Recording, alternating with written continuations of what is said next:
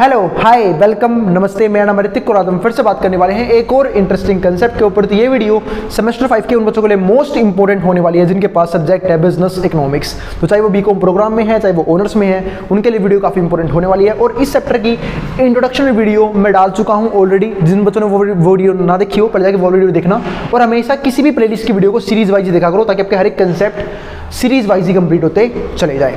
अब शुरू करते हैं आज की वीडियो। और इस कंप्लीट सीरीज के नोट्स ऑलरेडी प्रिपेयर हो चुके हैं। जिन बच्चों को नोट्स परचेज करने हैं वो इस नंबर पे जाए 9667836336, यहाँ पे जाके नोट्स ले सकते हैं। अब आते हैं आज के कंसेप्ट के ऊपर। जो हमारा आज का कंसेप्ट है वो लेसन नंबर 1 का डिमांड एंड सप्लाई।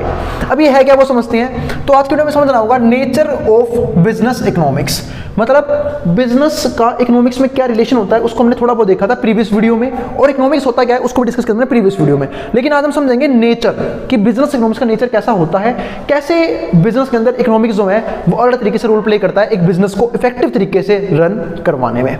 तो चलो देखते हैं फिर कौन कौन से हैं वो। तो आज की वीडियो में सिर्फ हमें यही टॉपिक डिस्कस करना है। तो पहला पॉइंट क्या आता है यहाँ पे, exploring business economics through micro economics. हम समझाते हैं कि जो बिजनेस इकोनॉमिक्स है उसके दो टाइप है, माइक्रो और मैक्रो इकोनॉमिक्स। माइक्रो इकोनॉमिक्स में क्या होता है कि जहां पे हम इकोनॉमिक्स को एक छोटे लेवल पे लेके चलते हैं, यानी कि इंडिविजुअल प्रोड्यूसर, एक इंडिविजुअल कंज्यूमर, ठीक है, एक इंडिविजुअल मार्केट। तो जब हम उसकी बात करते हैं उसको हम क्या बोलते हैं, माइक्रो इकोनॉमिक्स। यानी कि माइक्रो का मतलब क्या होता है, स्मॉल लेवल। अब मैक्रो इकोनॉमिक्स का मतलब क्या है कि जब हम इकोनॉमी को देखते हैं, जैसे कि हमने सारे प्रोड्यूसर इकट्ठे कर लिए, सारे कंज्यूमर इकट्ठे कर लिए, हमने पूरी इकोनॉमी के ऊपर बात करनी शुरू कर दी एज अ होल, तो हम यहाँ पे क्या बात करेंगे, यहाँ पे मैक्रो इकोनॉमिक्स की। तो बात आती है कि भैया ये बिजनेस इकोनॉमिक्स माइक्रो इकोनॉमिक्स की हेल्प से कैसे काम करता है वो समझते हैं। तो aim to make profits and ensure their business survives in long run. तो बिजनेस का सबसे स्टार्टिंग मोटिव क्या होता है, प्रॉफिट। बात है प्रॉफिट क्यों, क्योंकि प्रॉफिट सर्वाइवल के लिए क्या है, बहुत जरूरी है। बिजनेस को इनिशियली 3 स्टेज से गुजरना पड़ता है जनरली किसी बिजनेस को। स्टार्टिंग स्टेज में लॉस से, क्योंकि स्टार्टिंग स्टेज में सिर्फ इन्वेस्टमेंट लग रही होती है, इन्वेस्टमेंट टाइम की, पैसे की, रिसोर्सेज की, ठीक है। फिर धीरे धीरे क्या होता है, बिजनेस सर्वाइव करना शुरू करता है, यानी कि उसमें क्या बोलते हैं, ब्रेक इवन पॉइंट। यानी कि ब्रेक इवन पॉइंट वो पॉइंट होता है जहां पे बिजनेस को ना तो प्रॉफिट हो रहा होता ना ही लॉस हो रहा होता। और फिर जब बिजनेस सर्वाइव करना शुरू कर देता है तब बिजनेस में क्या शुरू होता है, अंधा पैसा आना, यानी कि प्रॉफिट जनरेशन, ठीक है। तो बिजनेस में मेन मोटिव हमारा क्या होता है, मेक प्रॉफिट। अब कोई थोड़ा बोलता है कि मैंने धंधा खोला है, मतलब मैंने बिजनेस खोला है लेकिन नुकसान करवाने के लिए, ठीक है। मेरे पास तो मेरे पिताजी ने मेरे को लिए अंधा पैसा छोड़ रखा है और मुझे पैसा उड़ाना है, और उसका इसका एक बड़े सोर्स क्या है, बिजनेस, ठीक है। तो नहीं, सबके सब प्रॉफिट कमाना चाहते हैं, ठीक है, लेकिन सब प्रॉफिट कमा नहीं पाते हैं। क्यों, क्योंकि रिसोर्सेज को इफेक्टिव और एफिशिएंट तरीके से यूज करना पड़ता है ना। And ensure their business survives in long run, analysing and making decisions for individual businesses. यहाँ पे हम एनालाइज करते हैं और डिसीजन लेते हैं, ठीक है, अपने एनालाइजिंग कैपेबिलिटी की हेल्प से for individual businesses. So it relies on micro economics concept and techniques. यानी कि जब कोई भी बिजनेस सिर्फ अपने डिसीजन लेगा, भाई कोई भी बिजनेस जो है वो अपने तो डिसीजन लेगा और अगले थोड़ा ना लेगा कि भाई तेरा बिजनेस है तुझे इस तरीके से चलाना चाहिए, तेरा बिजनेस ये है तो इस तरीके से चलाना चाहिए। नहीं, सब इंडिविजुअल बिजनेसमैन सिर्फ अपने हिसाब से, अपनी कैपेबिलिटी के हिसाब से डिसीजंस लेते हैं, और उन सबके डिसीजन लेने के तरीके भी क्या होते हैं, अलग अलग होते हैं। इसलिए इसे क्या बोलते हैं, माइक्रो इकोनॉमिक्स का पार्ट बोलते हैं। अब दूसरा पॉइंट क्या आता है, exploring business economics through macro economics. तो बात ये भी है कि हम बिजनेस इकोनॉमिक्स को एज अ मैक्रो इकोनॉमिक्स क्यों स्टडी करते हैं। माइक्रो तो कर लिया, मैक्रो क्यों करेंगे अब वो समझते हैं। तो business economics deals with individual business and their survival and profit. यानी कि अगर हम बात करें किसी भी इंडिविजुअल बिजनेस की, उसका मेन मोटिव क्या होता है, सबसे पहले सर्वाइवल, क्योंकि बिना सर्वाइवल के प्रॉफिट कहां जनरेट होगा, पहले आपको बिजनेस में सर्वाइव करना पड़ता है। जब आपका सर्वाइवल कंप्लीट होता है तब प्रॉफिट आना शुरू होता है। अगर मान लो सर्वाइवल नहीं हुआ तो क्या होगा, आप बिजनेस से बाहर कर दिए जाओगे एक इनिशियल लेवल पे ही, तो हमारे पास कहता है प्रॉफिट आता है। Businesses don't operate in vacuum. Business कभी भी वैक्यूम में स्टार्ट नहीं होता। They are influenced by things like tax policies, the overall economy of the country, employment rates and people's income. अब एक डिस्कस करते हैं।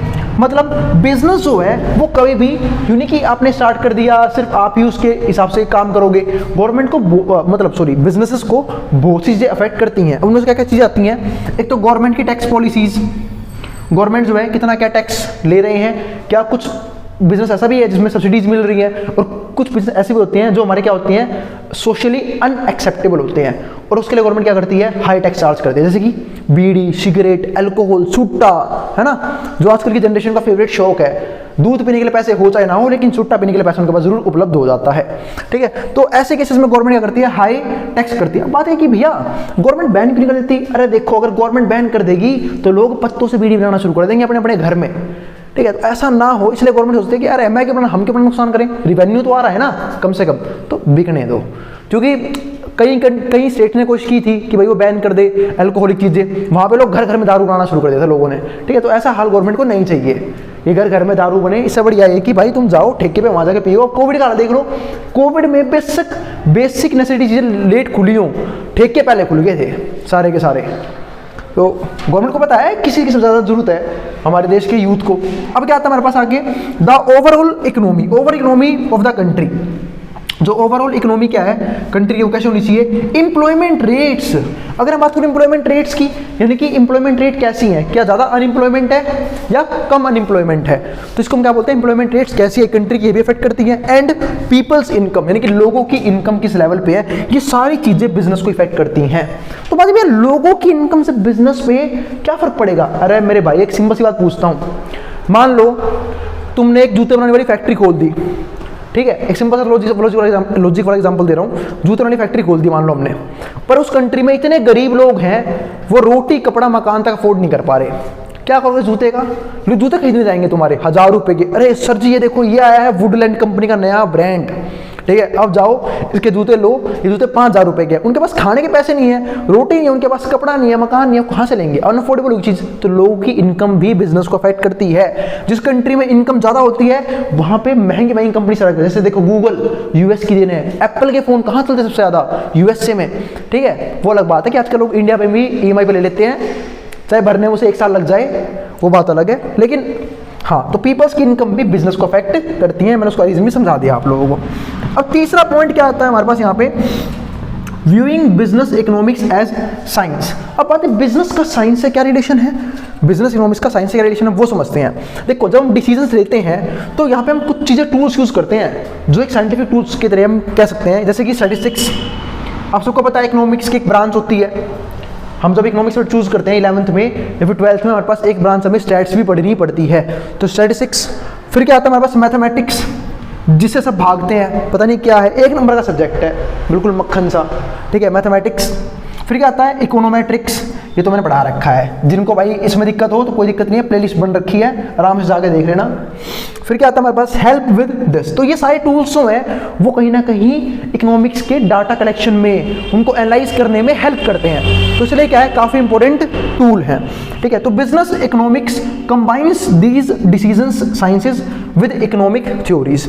तो बिजनेस इकोनॉमिक्स जो है वो इकोनॉमिक थ्योरीज के साथ इन प्रैक्टिकल चीज़ों को अप्लाई करके ये चेक करते हैं कि फ्यूचर में क्या होने वाला है, फ्यूचर का एंटीसिपेशन करते हैं कि फ्यूचर में डिमांड कैसे होने वाली है, सप्लाई कैसे होने वाली है, बिजनेस किस तरीके से ग्रो करेगा, वो सारी चीज़ें इन सारी टूल्स को यूज़ करके हम लोग इफेक्टिव तरीके से कर पाते हैं। इसके बाद क्या आता है हमारे पास यहाँ पे, to help businesses plan and achieve their goals. तो ये सारे जो टूल्स हैं ये बिजनेस की हेल्प करते हैं किस चीज़ में, एक तो प्लान बनाने में, क्योंकि बिना प्लानिंग के काम पॉसिबल नहीं होता। आपने देखा होगा जब भी हम कोई चीज़ परफॉर्म करने जाते हैं उसके लिए हमें पहले ही प्लान करना पड़ता है। जो कोई काम करते हैं हम पहले शेड्यूल बना लेते हैं कि इस टाइम पे मैं ये काम करूंगा, इस टाइम पे मैं ये काम करूंगा। हाँ, जो वेले लोग हैं उनका शेड्यूल ही अलग चलता है, ठीक है, सोना उठना खाना पीना, फिर रील देखना, फिर सो जाना, फिर थोड़ी देर उठना खाना पीना, एक वेब सीरीज देखना, फिर सो जाना, तो उनका अलग बात है। लेकिन जो लोग काम करते हैं उनका प्रॉपर शेड्यूल्ड तरीका होता है चीज़ों को करने का, यानी कि वो प्लान से काम करते हैं, ठीक है, एंड अचीव देयर गोल्स। अब हमारे पास ये हो गया हमारे 3 इंपॉर्टेंट पॉइंट। अब हमारे पास आगे क्या आता है चौथा पॉइंट, क्या आता है हमारे पास नॉर्मेटिव। अब आते हैं नॉर्मेटिव क्या है, देखो इकोनॉमिक्स के 2 ब्रांच और होते हैं, जैसे एक माइक्रो मैक्रो हो गया, ठीक है। अब एक हमारे पास एक होता है पॉजिटिव इकोनॉमिक्स और नॉर्मेटिव इकोनॉमिक्स। पॉजिटिव इकोनॉमिक्स का मतलब क्या होता है कि एक्चुअल में इकोनॉमी में क्या चीज़ चल रही है, इसको हम क्या बोलते हैं पॉजिटिव इकोनॉमिक्स। यानी कि अगर सपोज करो कि तो ऐसी चीज़ जो एक्चुअल में हो रही है उसे हम बोलते हैं पॉजिटिव, लेकिन कैसी होनी चाहिए उसको हम क्या बोलते हैं, नॉर्मेटिव। अब जैसे कई लोग राय देते हैं अपनी कि भाई हमारे देश में तो ऐसा होना चाहिए, सरकार को इस तरीके से काम करना चाहिए। आपने देखा होगा हर गली में आपको चार दोनों ग्रुप ऐसा मिल जाएगा और डिस्कस करेंगे कि केजरीवाल तो बेकार काम कर रहा है, उसे कुछ आता ही नहीं है, ठीक है। मोदी जी को ऐसा नहीं करना चाहिए था, मोदी जी ने ये नाश कर दिया, ठीक है। मतलब वो समझते हैं खुद को प्रधानमंत्री, अगर उनको प्रधानमंत्री बना दे तो इतनी इफेक्टिव तरीके से काम करेंगे कि देश अमेरिका को फेल कर देगा, ठीक है। तो होते हैं कुछ लोग ऐसे, तो वो क्या सोचते हैं, वो काम करते हैं नॉर्मेटिव इकोनॉमिक्स के ऊपर, क्योंकि इसका मतलब क्या होता है, टू मेन वेज है इकोनॉमिक्स के, नॉर्मेटिव और पॉजिटिव। पॉजिटिव क्या है कि जो भी चीज इकोनॉमिक्स में एक्चुअल चल रही है उसे क्या बोलते हैं, positive economics. Normative views involve making value judgement, जहां पे लोग अपनी वैल्यू जजमेंट करते हैं, कि लोगों को जज करते हैं, मोदी जी ने ये नाश कर दिया, मोदी जी ने ये बेकार कर दिया, और जैसे ये प्रधानमंत्री बन जाएंगे सब कुछ सही कर देंगे एक नंबर का। Business economics mostly emphasises normative approach. तो जो बिजनेस इकोनॉमिक्स है वो जनरली नॉर्मेटिव अप्रोच में काम करता है, but takes both approaches into account. लेकिन ध्यान में दोनों को रखता है, पॉजिटिव भी नॉर्मेटिव भी। क्योंकि देखो नॉर्मेटिव में क्या होना चाहिए कि बिजनेस सोचता है कि भाई डिमांड कैसी होगी आने वाले टाइम में, सप्लाई कैसी होनी चाहिए, किस तरीके से काम होना चाहिए, इसलिए वो नॉर्मेटिव इकोनॉमिक्स को अप्लाई करता है। लेकिन एक बात ये भी है, पॉजिटिव इकोनॉमिक्स को भी ध्यान रखता है। क्यों? क्योंकि पॉजिटिव इकोनॉमिक्स उसे क्या देता है, एक्चुअल वैल्यूज, एक्चुअल डाटा कि कंट्री की इकोनॉमी में हो क्या रहा है, डिमांड किस लेवल पर चल रही है सही में। आप चाहते कुछ और हो लेकिन है कि आपको उसको भी ध्यान रखना पड़ेगा ना, ताकि आप उसके हिसाब से रिएक्ट कर सको। तो अप्रोच दोनों ही फॉलो होते हैं, ध्यान में दोनों रखे जाते हैं, लेकिन काम मोस्टली किससे होता है, नॉर्मेटिव अप्रोच। तो इसलिए हमने क्या देखा कि जो हमारा नेचर ऑफ बिजनेस इकोनॉमिक्स है उसमें नॉर्मेटिव वाला भी क्या है, एक इंपॉर्टेंट पॉइंट है। इसके बाद हमारा फिफ्थ पॉइंट है वो क्या है, टेकिंग अ प्रैक्टिकल अप्रोच। अब प्रैक्टिकल अप्रोच का मतलब क्या है, तो it's all about finding effective solution. अब एक सिंपल सी बात है, हम जानते हैं इकोनॉमिक्स एक थ्योरी है, अगर हम इकोनॉमिक्स को सही तरीके से अप्लाई नहीं कर पा रहे तो क्या फायदा उसे पढ़ने का, क्या फायदा उसे इस चीज को सीखने का, जब उसे रियल लाइफ में अप्लाई ही नहीं कर पा रहा। क्योंकि सिर्फ थ्योरी बनाने से और दिमाग में सोचने से क्या होगा, वो चीज़ इंप्लीमेंट नहीं होगी और बिजनेस इफेक्टिव तरीके से रन नहीं करेगा। बिजनेस रन कब करेगा अच्छे तरीके से, जब हम उन्हें प्रैक्टिकल अप्रोच की तरह देखेंगे और उसे बिजनेस में लगाने की कोशिश करेंगे। तो it's all about finding effective solution. तो किस तरीके से काम करता है, ताकि हम इफेक्टिव सॉल्यूशंस को ढूंढ पाए टू रियल वर्ल्ड प्रॉब्लम, यानी कि जो भी रियल वर्ल्ड प्रॉब्लम आ रही है, चाहे हमने डिस्कस किया हो प्रीवियस वीडियो में, चाहे वो इन्फ्लेशन हो, डिफ्लेशन हो, अलग तरह की प्रॉब्लम्स आती हैं, उन सबको देखते हुए हमें ये चीज़ ध्यान रखनी चाहिए कि हम कौन कौन सी इकोनॉमिक पॉलिसीज अप्लाई कर सकते हैं इन चीज़ों को कंट्रोल करने के लिए, इन चीज़ों से बचने के लिए। That companies encounter. अब सिक्स पॉइंट क्या आता है हमारे पास यहाँ पे, बिजनेस इकोनॉमिक्स। अब ये क्या पॉइंट है, अब ये समझते हैं। तो इंटीग्रेटिंग वेरियस डिसिप्लिन्स, मतलब बिजनेस इकोनॉमिक्स के अंदर हम बहुत सारे डिसिप्लिन्स को फॉलो करते हैं। अब ये क्या होता है समझते हैं। तो business economics draws from various areas. तो बिजनेस इकोनॉमिक्स के लिए हम बहुत सी चीज़ों को कंबाइन करके तब हम उसकी हेल्प से कहीं ना कहीं एक ऐसा टूल बनाते हैं जो इफेक्टिव होता है बिजनेस को अच्छे तरीके से रन करने के लिए। जैसे कि स्टैट्स बात की थी मैंने, इस तरफ भी मैथ्स यूज करते हैं हम लोग, मार्केटिंग यूज करते हैं, एंड अकाउंटिंग। यानी कि हमने देखा होगा हम लोग जो है, अब जैसे कि मैं आपको एग्जांपल देता हूँ, स्टैट का काम क्या होता है, स्टैट का मतलब क्या होता है, collection of data and representation of data. तो आप डाटा कलेक्ट करोगे, उसको रिप्रेजेंट करोगे, उसके बेस पे इंटरप्रेट करोगे, या फिर आप एंटीसिपेट करोगे कि फ्यूचर में डिमांड कैसी होने वाली है, सप्लाई कैसे होने वाली है, ताकि आप पहले से ही जो फ्यूचर में आने वाली डिमांड है उसे फुलफिल करने के लिए तैयार हो जाओ। अब सपोज करो मार्केट में डिमांड आ गई है, अब आप सोचोगे कि मैं प्रोडक्शन करूंगा, अरे भाई उतने में बगल वाली कंपनी प्रोडक्शन करके बेच देगी सारी चीज़ों को, कंज्यूमर निकल गए सारे आपके हाथ से। तो इस हिसाब से क्या करना पड़ता है कि हम लोग स्टडी के हिसाब से टूल बनाते हैं वो, कि हमें किस तरीके से रिएक्ट करना है। फिर मैथ्स की हेल्प से ये हमें हेल्प करता है कैलकुलेशंस में अलग अलग। अब मार्केटिंग, बिना मार्केटिंग के आप चीज़ों को बेचोगे कैसे, तो मार्केटिंग भी क्या है, काफ़ी इंपॉर्टेंट है, ताकि हम अपने प्रोडक्ट को एडवर्टीजमेंट वगैरह करवा सकें, ठीक है, ताकि लोगों को पता लगे कि हाँ भाई इस नाम का भी कोई प्रोडक्ट है, ठीक है। अकाउंटिंग, अब अकाउंटिंग हमारे पास क्या आता है, हिसाब किताब का काम। अब भाई बिजनेस में सबसे ज़्यादा चीज़ें किसके लिए चलती हैं, पैसों से रिलेटेड होती हैं। तो अगर पैसों से रिलेटेड ट्रांजैक्शन हो रही है, यानी कि बिजनेस के अंदर लाखों करोड़ की ट्रांजैक्शन डेली बेसिक पे होती है, और अगर उनका हिसाब किताब ना रखा जाए तो उसका मतलब क्या है कि आप एक मनी नाम के रिसोर्सेज को वेस्टफुल तरीके से यूज़ कर रहे हो, और उसके फिर भारी इंपैक्ट देखने को मिलेंगे किसके अंदर, बिजनेस के अंदर। आपको लॉस ही लॉस मिलेंगे, पता लगे कोई 5 लाख खा गया, कोई 10 लाख खा गया, कोई 12 लाख खा गया, बाद में देख रहा प्रॉफिट है ही नहीं कहीं पर भी, सारे पैसे पैसा तो एम्प्लॉइज ही खा गए। तो अकाउंटिंग प्रॉपर तरीके से होनी भी क्या है, बहुत जरूरी है। Making it a mix of different subject, तो ये जो हमारा बिजनेस इकोनॉमिक्स है वो थोड़ा थोड़ा हर चीज़ यूज़ करता है, थोड़ी स्टैट्स, थोड़ी मैथ्स, थोड़ी मार्केटिंग, थोड़ी अकाउंटिंग, ठीक है, इन सबको यूज़ करते हुए वो इफेक्टिव टूल्स में लगाता है ताकि हम उसे अप्लाई करके एक बिजनेस को अच्छे तरीके से चला पाएँ। इसके बाद जो हमारा 7th पॉइंट है वो क्या है, applying private enterprise and market theories. हम प्राइवेट एंटरप्राइज भी हो सकता है और मार्केट थ्योरीज भी हो सकती हैं। अभी होती क्या वो समझते हैं। तो business economics, how resources are allocated in private businesses. तो बिजनेस रिसोर्सेज जो है वो एक तरीके से और देखे जाते हैं कि जो हमारे रिसोर्सेज हैं वो कैसे एलोकेट किए गए हैं किसमें, प्राइवेट बिजनेसेस में। अब आपने देखा होगा कि सेक्टर जो हैं वो 3 तरह के होते हैं, गवर्नमेंट सेक्टर, प्राइवेट सेक्टर और मिक्स्ड सेक्टर। गवर्नमेंट सेक्टर क्या होता है, जिसको फुल्ली गवर्नमेंट ने ओन कर रखा होता है कि पूरी तरीके से गवर्नमेंट चला रही होती है। प्राइवेट सेक्टर क्या होता है, जो डायरेक्टली है प्राइवेट ओन्ड है, यानी कि कौन है, प्राइवेट, यानी कि जिसको कौन चलाता है, प्राइवेट सेक्टर चलाती है।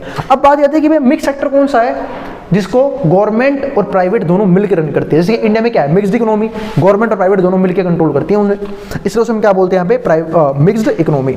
तो प्राइवेट एंटरप्राइज का मतलब क्या है, या फिर मार्केट थ्योरीज का मतलब क्या है। मार्केट थ्योरीज का मतलब है कि जब डिमांड और सप्लाई, इसको मार्केट फोर्सेज ही बोलते हैं, डिमांड और सप्लाई दोनों मिलकर जो है वो प्राइसेस को डिटरमाइन करें, उसको हम क्या बोलते हैं, मार्केट फोर्सेज। और प्राइवेट एंटरप्राइज जब सारी चीजें क्या हो, प्राइवेटली ओन्ड हो। ऐसी बहुत सी कंट्रीज हैं जहां पे सारे डिसीजन सिर्फ और सिर्फ क्या लेते हैं, मार्केट फोर्सेज या फिर प्राइवेट सेक्टर। जैसे कि वेस्टर्न इकोनॉमी की तरफ जाओ अगर आप, तो वहां पे सारे डिसीजन कौन लेते हैं, उसे हम बोलते हैं कैपिटलिस्टिक इकोनॉमी, यानी कि जहां पे सारा काम जो है प्राइवेट सेक्टर खुद संभालता है, क्योंकि वो ये मान के बैठे होते हैं कि अगर गवर्नमेंट बिजनेस में एंटर करेगी तो बिजनेस को इनइफेक्टिव बना देगी, क्योंकि गवर्नमेंट को बिजनेस रन करना नहीं आता और बिजनेस की क्वालिटी, क्वांटिटी सब खराब कर देगी। इसलिए जो है, जो हमारी वेस्टर्न कंट्रीज है वहां पे गवर्नमेंट का कोई भी इन्वॉल्वमेंट नहीं होता, किसमें, बिजनेसेस के अंदर। फिर क्या आता है हमारे पास अगला point, this means look at how companies decide to use their resources. ये चीज दिखाता है कि कंपनीज जो हैं वो कैसे रिसोर्सेज को यूज करती है। So business economics talk about theories related to markets and private businesses. और इसलिए हम ऐसी थ्योरी यूज करते हैं जो रिलेटेड किससे होता है, मार्केट से, दूसरा प्राइवेट बिजनेसेस से। यानी कि बिजनेस इकोनॉमिक्स में ऐसी थ्योरीज के बारे में भी बात करते हैं जो डायरेक्टली डील करता है मार्केट फोर्सेस से, दूसरा प्राइवेट सेक्टर की इकोनॉमी से, कि प्राइवेट सेक्टर में बिजनेस किस तरीके से चलता है, कौन कौन सी पॉलिसीज वहाँ पे अप्लाई की जाती हैं और कौन कौन से टूल्स यूज करते हैं ताकि हम उस बिजनेस को अच्छे तरीके से चला सकें। तो ये पॉइंट आ गया हमारे पास यहाँ पे। 8th पॉइंट में क्या आता है, exploring business economics as an art. अब बिजनेस इकोनॉमिक्स को हम आर्ट की तरह कैसे लेते हैं, हमने यहाँ पे एक पॉइंट देखा था, business economics as a science. अब यहाँ पे क्या देख रहे हैं, business economics as an art. Science क्यों था, क्योंकि यहाँ पे हम लोग बहुत सारे टूल्स यूज करते हैं, स्टैट्स, मैथ्स, मार्केटिंग, इसमें से क्या बोलते हैं, साइंस बोलते हैं। आर्ट में क्यों आता है ये, इट इन्वॉल्व्स प्रैक्टिकल एप्लीकेशन, क्योंकि हम इन चीज़ों को प्रैक्टिकली अप्लाई करते हैं डेली लाइफ में, ठीक है, ऑफ रेगुलेशंस, ताकि हम बिजनेस में बिजनेस चीज़ों को रेगुलेट कर सकें। रेगुलेट करने का मतलब क्या होता है, कंट्रोल कर सकें। दूसरा, कुछ रूल्स बनाए जाते हैं, rules to move forward towards the goal of the company, और ताकि हम आगे बढ़ सके कंपनी के गोल को अचीव करने की तरफ। और कंपनी का मेन गोल क्या होता है, प्रॉफिट मैक्सिमाइजेशन, ना कि सोशल वेलफेयर। क्योंकि जब कंपनियों जो है हायर प्रॉफिट जनरेट करेंगी तो क्या होगा, वो कहीं ना कहीं सोशल वेलफेयर का पार्ट अपना ही बन जाता है। क्योंकि जब हायर प्रॉफिट होगा तो वो लोग कहीं ना कहीं इंप्लॉयमेंट जनरेट करेंगे, बिजनेस को एक्सपेंड करेंगे तो और ज़्यादा इंप्लॉयमेंट जनरेट होगी, टैक्स भरेंगे, उससे कई लोगों की सैलरी जाएगी और कंट्री में इंफ्रास्ट्रक्चर डेवलप होगा। तो ये थे हमारे आज से कुछ पॉइंट जहाँ पे हमने ये देखा कि नेचर ऑफ बिजनेस इकोनॉमिक्स क्या होता है, ठीक है। तो अगर वीडियो पसंद आई हो तो वीडियो को लाइक किया मत जाना और चैनल को सब्सक्राइब भी कर देना ऐसी वीडियोस के लिए। और फिर भी किसी तरह की क्वेरी रह जाए, किसी तरह का डाउट रह जाए, कमेंट बॉक्स में कमेंट कर देना, मैं उस क्वेरी को सोल्व करने की पूरी कोशिश करूँगा। और मिलेंगे अगली वीडियो में, जिसको जो उतार सकता है मैं बोर्ड के सामने से।